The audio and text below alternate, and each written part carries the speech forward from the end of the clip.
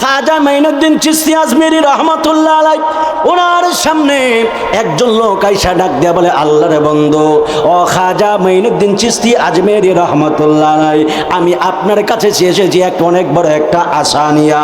খাজা মাইনুদ্দিন চিশতি আজমেরি রহমাতুল্লাহ আলাইহি ডাক দিয়া বললেন, ও আল্লাহর বান্দা, তুমি বলো না কি এমন আশা আকাঙ্ক্ষা নিয়ে তুমি আমার কাছে এসেছো? এবার লোকটা ডাক দিয়া বলে, আল্লাহর বন্ধু গরিবে নওয়াজ খাজা, আমি আপনার কাছে এসেছি, আমি আপনার কাছে বায়াত হইতে চাই। খাজা মাইনুদ্দিন চিশতি আজমেরি রহমাতুল্লাহ আলাইহি ডাক দিয়া বললেন, তুমি আমার কাছে বায়াত হইতে চাও, তুমি আগে আমারে বলো না বায়াত হওয়ার গোপন রহস্যটা কি? ওই লোকটা ডাক দিয়া বলে, ও খাজা, আপনি যখন আপনার মুরিদদেরকে বয়ান শোনান, আমি মসজিদের সামনে দাঁড়ায়া দাঁড়ায়া শুধুমাত্র আপনার কথাগুলো শুনতাম, আপনার কথাগুলো শুইনা শুইনা আমার বড় ভালো লাগে গিয়েছে, এই জন্য আমি আপনার কাছে মুরিদ হতে চাই। আল্লাহর বন্ধু খাজা গরিবে নামাজ তিনি ডাক দিয়ে বললেন, না না, এক কারণে মুরিদ হওয়া যায় না, তুমি আমারে বলো না আর কোনো কারণ আসেনি? লোকটা ডাক দিয়ে বলো, ও আল্লাহর বন্ধু, আপনারে দেখতে বড় সুন্দর চেহারা দেখা যায়, জোরে কন্যা সুবহানাল্লাহ। আল্লাহর বলি হলো এমন যাদের চেহারার দিকে তাকাইলে একবারে আল্লাহর নূরানি নজরের মতো কেমন একটা নজর পড়ে যায়, যাদের চেহারার দিকে তাকাইলে মনে হয় উনি আল্লাহর ওলি, যাদের মেকআপ করা লাগে না, যাদের স্নো দেওয়া লাগে না, যাদের সাজুগুজু করা লাগে না, এরা তাহাজ্জুদের পানি দিয়ে এদের রূপকে পরিবর্তন করে নেয়। কথা কন্যা ঠিক না বেটি? ওই লোকটা ডাক দিয়ে বলে, আ খাজা, আমি আপনার চেহারা দেখে প্রেমে পাগল হয়েছি, আপনি একটু আমারে মুরিদ করে দেন। এবার খাজা মাইনুদ্দিন চিশতি আজমেরি রহমাতুল্লাহ আলাইহি ডাক দিয়ে বললেন, বাবা ঠিক আছে, আমি তোমারে মুরিদ বানাবো, তুমি একটু যাও যাও, তুমি একটু যাও না। বলে, আমি কোথায় যাব? কয়, যাও যাও, তুমি একটু উজু করে আসো। এবার লোকটা উজু কইরা যখন তিনি ফেরত আসলেন, আসার পরে খাজা গরিবে নামাজ তিনি যায় নামাজটা বিছায়া দিয়া বললেন, বাবা এই নামাজের মধ্যে দাঁড়ায়া 2 রাকাত নফল নামাজ পড়ো। 2 রাকাত নফল নামাজ পড়লো। নফল নামাজ পড়ার পরে খাজা মাইনুদ্দিন ডাক দিয়ে বলে, বাবা তুমি একটু আমার সামনাসামনি নামাজের শুরুতে বসো। এবার লোকটা নামাজের শুরুতে বসলো। এবার খাজা ডাক দিয়া বলে, আল্লাহর বান্দারে, ও আল্লাহর বান্দা, তুমি আমার কাছে মুরিদ হইতে আসছো? কয়, হ্যাঁ হুজুর, আমি আপনার কাছে মুরিদ হইতে আসছি। খাজা মাইনুদ্দিন চিশতি আজমেরি রহমাতুল্লাহ আলাইহি ডাক দিয়া বললেন, বাবা তুমি যে আমার কাছে মুরিদ হইতে আসছো, ঠিক আছে, আমি তোমারে মুরিদ বানাবো, তবে তোমার পিছনের দিক দিয়া জি তোমার কাপড়ের নিচে যে একটা ছুরি নিয়ে আসছো, সুযোগ পাইলে ছুরিটা দিয়া তুমি আমার একটা গাই মারবা, আগে ছুরিটা আমার কাছে জমা দাও, তারপরে আমি তোমারে মুরিদ বানাবো। জোরে কন্যা সুবহানাল্লাহ।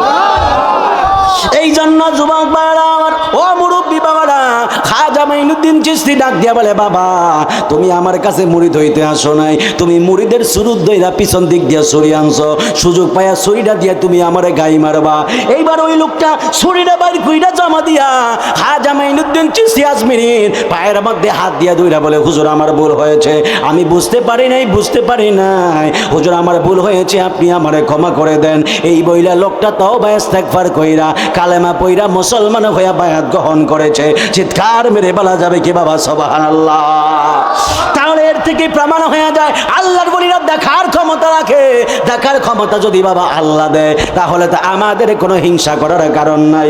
যেই আল্লাহর ওলিদেরকে আমার আল্লাহ এত সুন্দর ওয়ারেন্টি গ্যারান্টি দিলেন, যাদের দুনিয়ায় ভয় নাই, হাসরে চিন্তা নাই, আল্লাহ যদি ওলি আল্লাহদেরকে যদি এমন একটা পাওয়ার দিয়া দিতে পারে, আল্লাহ যদি ওলি আল্লাহদেরকে দেখার ক্ষমতা দেয়, আমাদের তো হিংসা করে বাজানো করে লাভ নাই। ফকিরা দুশাউলিয়া উনি আল্লাহরে এমন ভাবে পেয়েছেন, যেমন ভাবে আল্লাহরে চেয়েছেন তেমন ভাবে আল্লাহরে পেয়েছেন। কারণ আল্লাহ বলেছেন, মানলাহুল মাওলা ফালাহুল কুল, কেউ যদি আল্লাহর হয়ে যায় তামাম দুনিয়াটা তার হয়ে যায়। কথা কন্যা ঠিক না বেঠি? এই জন্য যুবক ভাইরা আমার, ও মুরব্বী বাবারা, এই জন্য বাবারে ওলি আল্লাহর দরবারের মধ্যে আসছি। আমি কিন্তু ডানে বামে নজর দিতেছি না, শুধু আপনাদেরকে বোঝানোর জন্য। আল্লাহর ওলিরা কত দামি, আল্লাহর ওলিদের গোলামরাও কত দামি রে বাবা। এই জন্য একটু গভীর মনোযোগ দিয়ে আমার মূল বয়ানটা শুনবেন। আমার নবী, আপনার নবী বলেছেন, কত সুন্দর কইরা আমার নবী বলেন, আল বেলায়াতু জিল্লুন নবুয়ত, বেলায়াতটা হলো আমি নবীজির নবুয়তের ছায়া মোবারক। এই জায়গার মধ্যে যদি একটা বটগাছ থাকে, ওই বটগাছের উপরে যদি সূর্যের তাপ পড়ে, বটগাছের পাতার কারণে কিন্তু নিচের মধ্যে একটা ছায়া পড়ে যায়। কেউ যদি সারাদিন বদলে দিয়ে আইসা যদি বটগাছের নিচের মধ্যে, আগের মুরব্বী বাবা যারা ছিল বিভিন্ন রকম সারাদিন ক্ষেতের মধ্যে কাজ কইরা গামছাটা কইলা গাছের নিচে আইসা গামছাটা মাথার নিচে দিয়ে ঘুমাইতো। কথা কন্যা ঠিক না বেঠিক বলে? গামছাটা খুইলা মাথার নিচে দিতে দেরি আছে, গাছের নিচে আমার একটা ছায়া, ঠান্ডা মুহূর্তের মধ্যে ঘুম আইসা পড়তো বাজান। এখন এসির মধ্যে ঘুমাইলেও কিন্তু এমন ভাবে ঘুম আসে না। আমার নবী, আপনার নবী বলেছেন, ওই বট গাছের নিচে ঘুমাইলে একজন মানুষ যেমন ভাবে আরামে ঘুম পেড়ে যায়, আমার নবী বলেন কেউ যদি ওলি আল্লাহর দরবারের মধ্যে আসে, তাহলে সে এমন ভাবে আমি নবীজির নবুয়তের ছায়া তলে চলে আসে, চিৎকার মেরে বলা যাবে কি বাবা সুবহানাল্লাহ। এই যে মানুষগুলো আপনারা ঘুমাইতেছেন না, সারাদিন রোজা রাখলেন, আবার সন্ধ্যাবেলা ইফতার করলেন ক্লান্ত শরীর, আবার দীর্ঘক্ষণ 1-1.5 ঘন্টা তারাবির নামাজ আদায় করলেন, নামাজ পড়া আবার ক্লান্ত শরীর নিয়ে বয়ান শুনতেছেন। এই বয়ান কেন? ফকির আদুসা তো আমাদেরকে টাকা দিয়ে আনে নাই। আমার পাশে বাজা আছেন বাদার নাসিরউদ্দিন শাহ সাহেব কেবলা, উনিও কিন্তু আপনাদেরকে টাকা দিয়ে আনে নাই, লোভ দেখায় আনে নাই, মহাব্বতের কারণে এসেছেন। এই মহাব্বতটা হলো এমন মহাব্বত, এই জন্যই তো মানলাহুল মাওলা ফালাহুল কুল। কেউ যদি আল্লাহর হয়ে যায়, আমার আল্লাহ বলেন বান্দা তুমি আমি আল্লাহর হওয়ার কারণে আমি আল্লাহর গোটা যত সৃষ্টি রয়েছে সব সৃষ্টিকে আমি আল্লাহ তোমার গোলাম বানাইয়া দিব। জোরে কন্যা সুবহানাল্লাহ।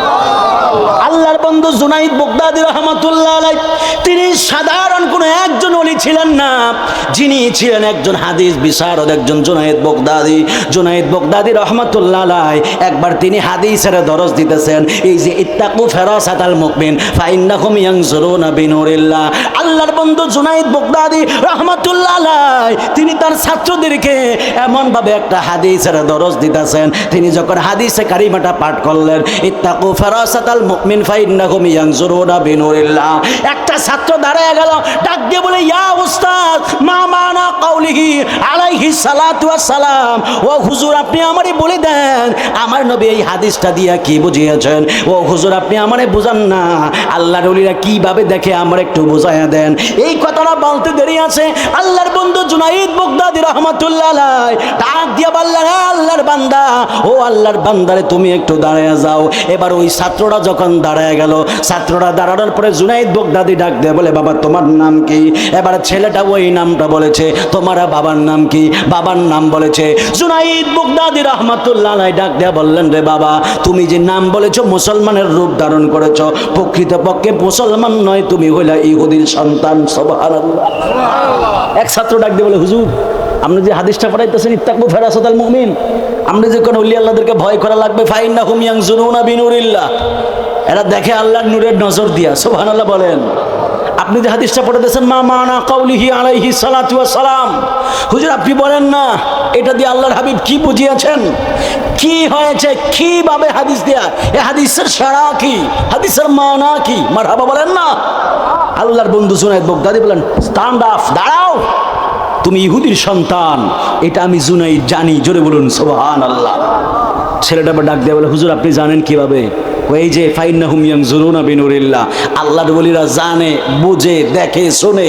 আমি বহু আগে থেকেই জানতাম তুমি আমার কাছে এসেছো, আমার কাছে হাদিস পড়বা, এবং আমি এটাও জানতাম একদিন তুমি আমাকে প্রশ্ন করবা, আর ওই দিনই আমি তোমাকে এটার জবাব দিয়ে দিব। জোরে বলুন সুবহানাল্লাহ। আল্লাহু আকবার বলেন, ইয়া রাসূলুল্লাহ বলেন। তাহলে সে ওলি আল্লাহদেরকে মহব্বত করতে চাই কি চাই না? আরো জোরে বলুন, চাই কিনা বলেন? প্রাণ দয়াল রে, ওরে আর পরীক্ষার সময় নাই, কর জোরে ক্ষমা চাই, শেষের খেয়ায় না নিলায় আমারে। প্রাণ দয়াল রে, শেষের খেয়ায় না নিলায় আমারে। আমার দিন কি এমনি যাবে, লোকে তোমায় কি বলিবে। আমার দিন কি এমনি যাবে, লোকে তোমায় কি বলিবে। প্রশ্ন রইল এই সাইফের মনে, প্রাণ দয়াল রে। সন্ধ্যা হলো ডাক দিলি না মোরে, সন্ধ্যা হলো ডাক দিলি না মোরে প্রাণ দয়াল রে, সন্ধ্যা হলো ডাক দিলি না, বুঝে না চোখে আমার কি হয়েছে, আমি জানি আমার মরার চিঠি এসেছে, বলে আমি জানি আমার মরার সময় হয়েছে, কারো বউ বলেছে বায়ু চড়ায় পাখ ধরেছে চুলের গোড়ায় গো, হায় রে কেউ জানে না কোন কারণে চুল পেকেছে, আমি জানি আমার মরার চিঠি এসেছে, বলে আমি জানি আমার মরার চিঠি এসেছে। কথা কন না ঠিক না ঠিক বলেন? জন্য আবার ভাই বুঝেন না, আবার গান গায়ে গেছে, আবার কইেন না কিন্তু বাজান, আমি কিন্তু প্রত্যেকটা শান টান দিয়ে আবার বুঝিয়ে দিতেছি, আবার কয়েন না সকালবেলা আবার যায় কয়েন না গান গাইছি, পুরা ওয়াজটা 2 ঘন্টা 3 ঘন্টা হাদিসটি টাইনা নিয়ে কয় না, ওই কয় দুই একটু ক্লিপে টানতে টানতে কই যে ভণ্ড, এই যে ভণ্ড আছে না নাই বলেন? এটি হচ্ছে দুশ্মনের রসুল, ঠিক কিনা বলেন? এটি হচ্ছে পুরো 3 ঘন্টার ব্যান্ডের কাইটটা ছোড়ো 12 সেকেন্ড 30 সেকেন্ড এই ক্লিপটা কেটে দেখো, ওই যে ভণ্ড একটা, ওই ভণ্ড একটা, খালি এগুলো বলতে থাকে। তো তোরা বলতে থাক, যারা আল্লাহ রসুলের পক্ষে থাকে, ওলি আল্লাহর পক্ষে থাকে, এরা কখনো নিচে নামে না, এরা উপরেই উঠে।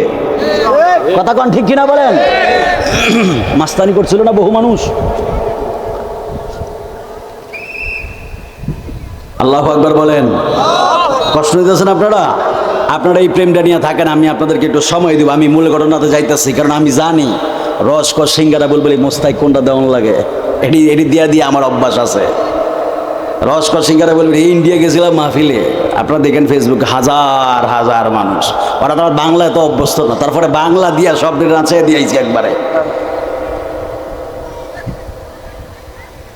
ওরে মুর্শিদের দরবার ভক্তেরই কাবাঘর, ঠিক কিনা? এই ঠিক না বেঠে? ওরে মুর্শিদের দরবার ভক্তেরই কাবাঘর, জান্নাতি হাওয়া সেথায় বয়ে যায়, বিশ্বাসে ভক্তি থাকিলে মুক্তি কে জানে কার ভাগ্যে হয়, বিশ্বাসে ভক্তি থাকিলে মুক্তি কে জানে কার ভাগ্যে হয়। ওরে মুর্শিদের দরবারে যায়া ওরে নত শিরে দাঁড়াইয়া, ওরে খাড়ায়া থাকো তোমরা হুকুমের আশায়, ওরে দিলে সে এজাজত বসিও আদবের সাথে, দিলে সে এজাজত বসিও আদবের সাথে, রহমত আসবে সেই জায়গায়, বিশ্বাসে ভক্তি থাকিলে মুক্তি কে জানে কার ভাগ্যে হয়, বিশ্বাসে ভক্তি থাকিলে মুক্তি কে জানে কার ভাগ্যে হয়। কথা কন না ঠিক না বেঠি? কষ্ট দিতেছেন আপনারা? আল্লাহু আকবার বলেন। এই জন্য যুবক ভাইয়েরা আমার,